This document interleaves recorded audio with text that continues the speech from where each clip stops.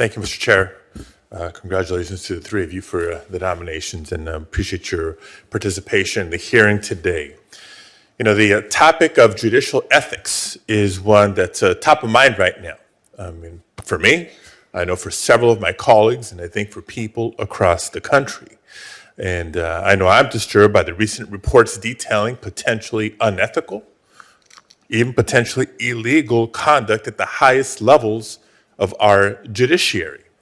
I mean, it should go without saying that judges at all levels should be held to strict and enforceable ethical standards. I have a question for you, Mr. Papillon. While you were serving as special master, you identified a potential conflict of interest and made a decision to recuse yourself from a matter. Why do you believe it's important that judges take the responsibility of recusing themselves when there's even just the potential for a conflict of interest? Thank you, Senator. As a federal judge, as a judge of any kind, but particularly in this context, there are canons that govern our conduct, even as nominees. And the reason, I believe, for these canons is to promote confidence in our judiciary. And so the public needs to understand that judges who will decide their cases are fair, impartial, and won't pick favorites of any kind on either side. And that would be what I would do if I were so fortunate as to be confirmed. So thank you. I mean, it's, I'm sure, additional reasons, but confidence in the judiciary, confidence in outcomes, confidence in the system overall is important. Another dynamic that this committee has been prioritizing to help strengthen confidence in the judiciary is by advancing diversity, not just in diversity in ethnic or racial backgrounds, but in life experience, work, and professional experience of the nominees that are recommended to the White House, that are nominated by the White House, that are considered and confirmed by the committee and the Senate.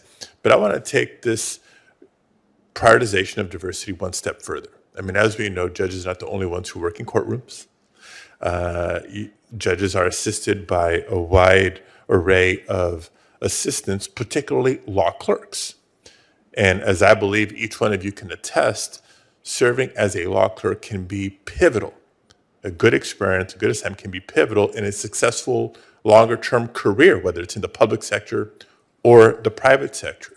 And so I'd like to hear from each of you if you agree with my premise that improving diversity is part of improving the judiciary and public confidence in the judiciary, and what you might do, if confirmed, to advance diversity in your courtroom. So we'll start with Mr. Daniel.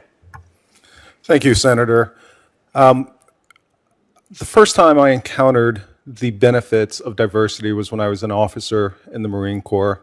We drew Marines from all over the country with varied experiences, and you'd be surprised at how wonderful it is to ask a group of people, has anyone ever seen something like this?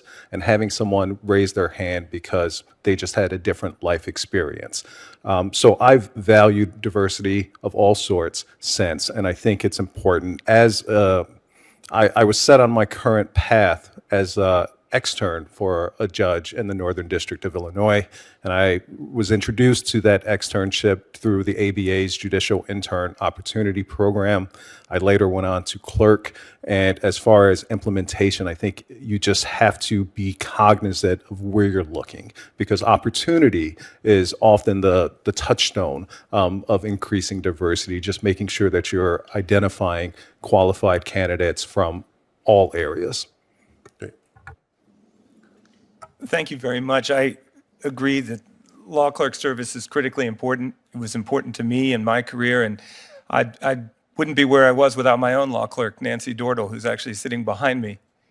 I agree with both of my colleagues, and I think it really starts with the judge and casting a wide net, getting out in the community, meeting with law students, doing mock interviews with law students, trying to generate interest in the position, and keeping a wide net for diversity of all kinds, geographic, the school that you attended, your career ambitions. And that's something I've tried to do as a United States magistrate judge and would continue to do if I was blessed to become a district court judge. Thank you.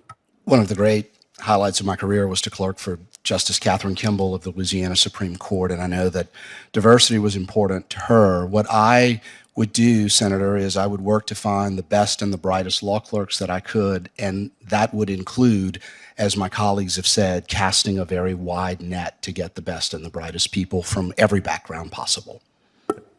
Thank you all very much. Thank you, Mr. Chair.